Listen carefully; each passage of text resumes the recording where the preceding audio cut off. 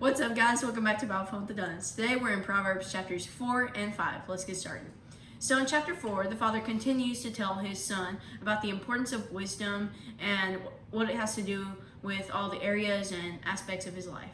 And then in chapter 5, the father gives advice to his son about his marriage and other relationships he might have. He hopefully won't have. And chapter 4 also deals with some things that Jax and I are both honed in on separately. And so when we shared our takeaways, it was interesting to see that we picked up the same thing.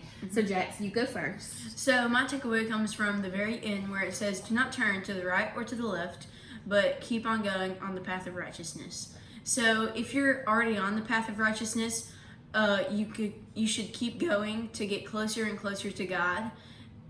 But don't turn to the right or turn to the left or hesitate at all and go to sin, because God is the way we should go. Right.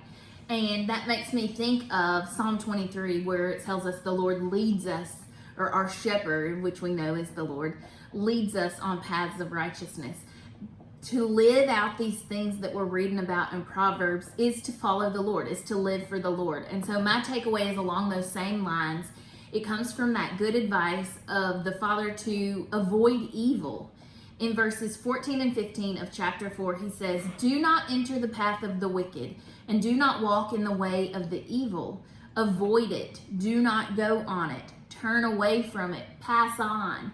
We are seeking the Lord for wisdom to know how to live these godly lives, how to walk on these paths of righteousness. And this is some really good advice. The Father tells his son, stay away from evil. This is so important to the dad for him to tell his son that. He thinks of every single way he can say it. And he says, don't enter the path, don't even get close to it, avoid it, don't go on it, turn away from it, pass on. There's a verse in the Bible that says, avoid even the appearance of evil. And I feel like this is what the dad is like pleading for the son to pick up on. And I think that's the Father's heart for us too, to stay away from evil.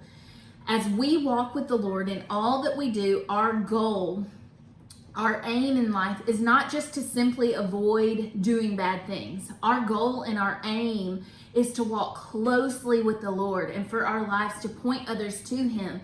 Our lives, the way we live, giving God honor and glory, and simply staying away from the bad things, simply doing the things that we're not supposed to do, that doesn't necessarily help us to live our lives in that way. A lot of times, and I've been guilty of this in my own life, the human side of us wants us to know right and wrong, tell us what to do and what not to do, and we will do that, and then we'll be super good people with our halos on our head. But that's not what it is to follow Christ. That is not what it is to be a disciple who follows Jesus and denies ourselves every single day. We shouldn't be focused on doing all the things that we're allowed to do and still it'll be good. Instead, we should be more focused on how can I walk in this path of righteousness? How can I live my life and cling as close to God as possible? God has given us things like the 10 Commandments and the law to help us follow Him well.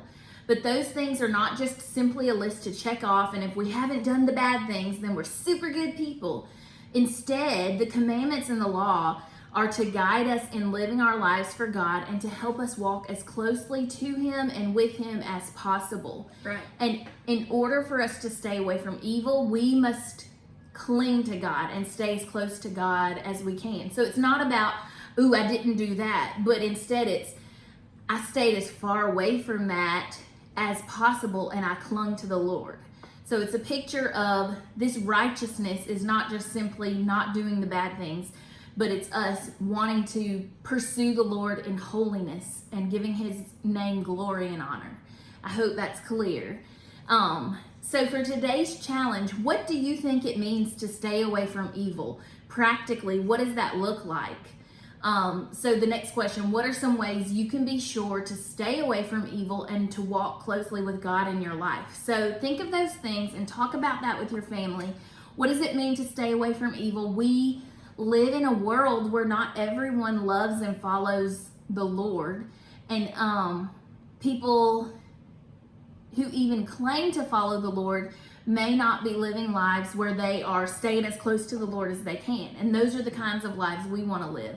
So how can you guard your life from evil? How can you keep your life protected from that and stay away from those things? Talk about that with your family, and we will too, and we will see you tomorrow for chapter 6. Bye.